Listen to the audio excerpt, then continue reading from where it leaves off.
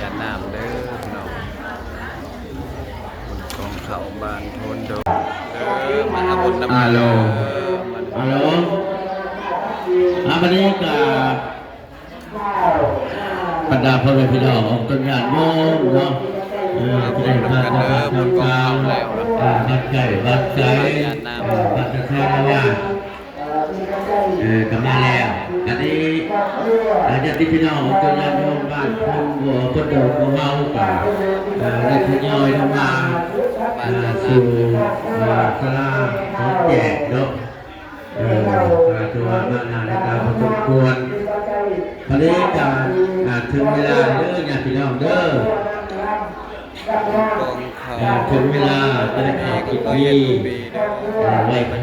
รับศีลแล้วเนาะญาติพี่น้องเราการผู้ใดผู้ทันมาการลงมาสา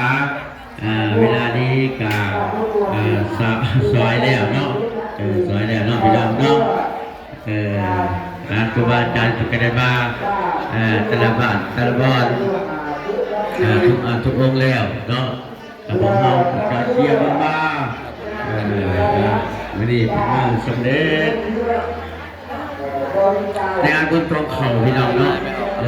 งานบุญตรงเขาเป็นมือสำเร็จถวายปัตหารปัจจัยทานเป็นอัฐบริขารหรือว่าเขาเกิดเขาสารเป็นมือสำเร็จพี่น้องเนาะอันนี้คือพี่น้องเขาได้นำเอาวัตถุทานหรือว่าอาหารหวานเลือกต่างๆเนาะ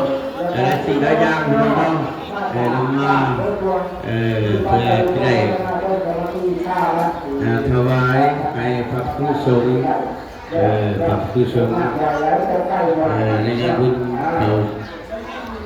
เป็นข่าววันนี้เนาะ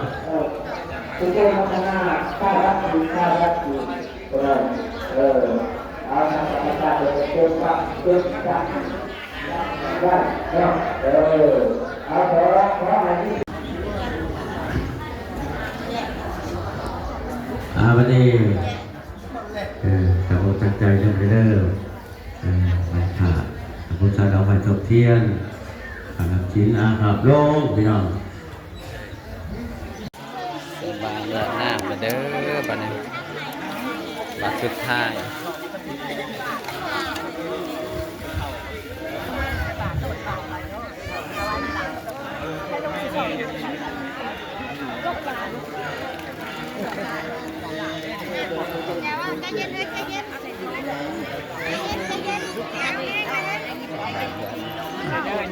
เขาจีไทยหัวเขาได้ยิ้มไม่เด้อใส่บาทอย่านำบูดแล้วตีเขาบอกคนเบียกค่ะใส่บาทยาน้ำมานี่ฮะบุญกองเขาใส่บาทยาน้ำแล้วก็คือสุดท้ายมานี่เอาบุญน้ำกันเด้อมาสุขสุขคน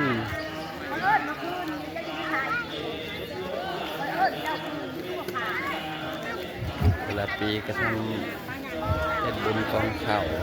หารายได้ก่อสร้างพุทธศาสนา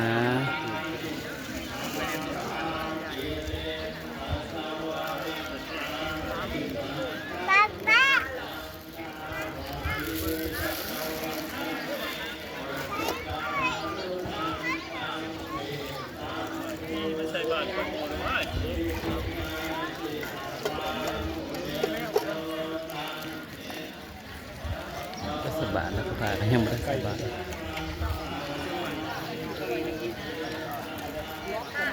ลายเลยมาสบายจะนั่งนี่ก็ดี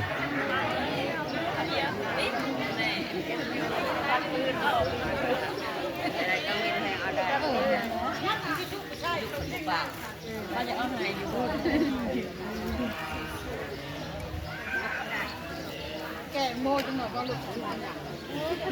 ชื่อคือต้องการแนวใหญ่อยู่แต่ดิพร้อมใหญ่คนคือชอบเป็นพร้อมกันแล้วไม่ได้ว่าแต่เนาะแสนใส่แต่กันปะ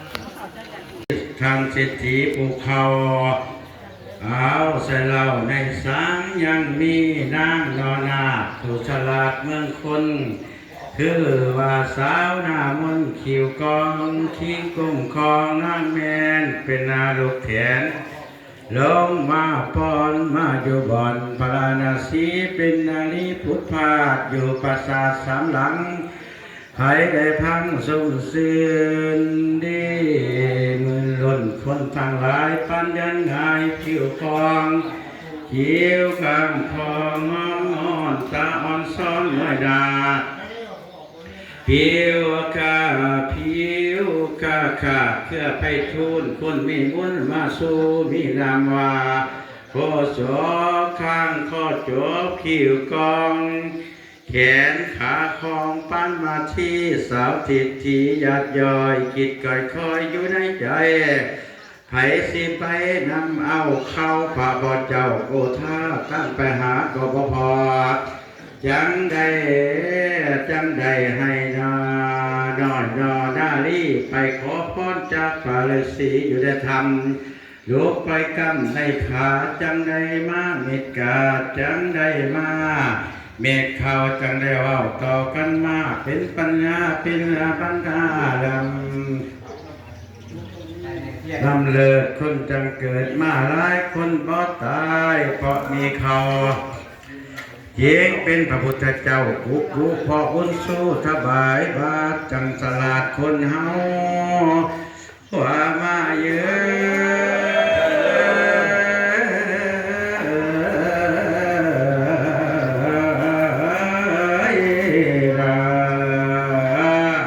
ทั้งข้าวเจ้าและข้าวเหนียวเจ้าอย่าเหลือไปทางอื่นเจ้าจะตื่นไปใส่ไปกาจะไกลจากตาเจ้าอย่าว่าคนมานี้เจ้าจะตีคนมาเดียบเจ้าจะเปียกเป็นยินจรคนอ่อนซ้อนบ่อึดยากคนเหลือหลากคนเหลือหลากในโอกาสเสริมเจ้ามาอยู่ในเรา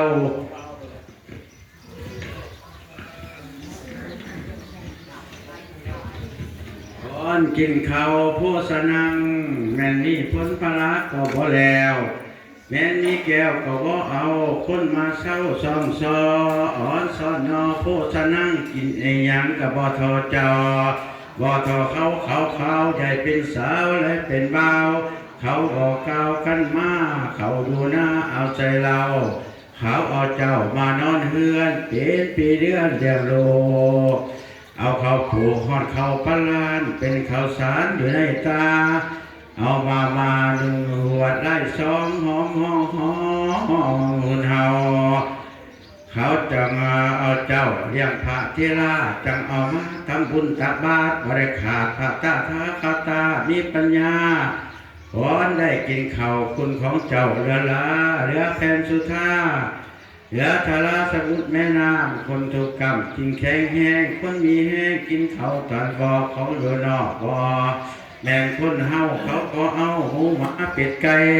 เขาเอาใส่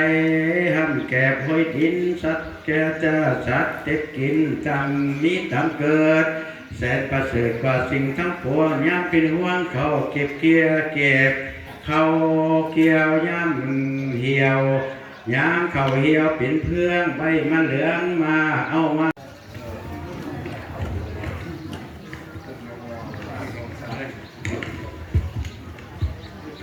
ผู้รู้นั่นเป็นเขาขาแม่นเขาใหญ่เขาดำใส่หน้าท่ามเกินต้นงามดำระหองห่วงมันกองปิ่นห่วงกว่ามาเยอะ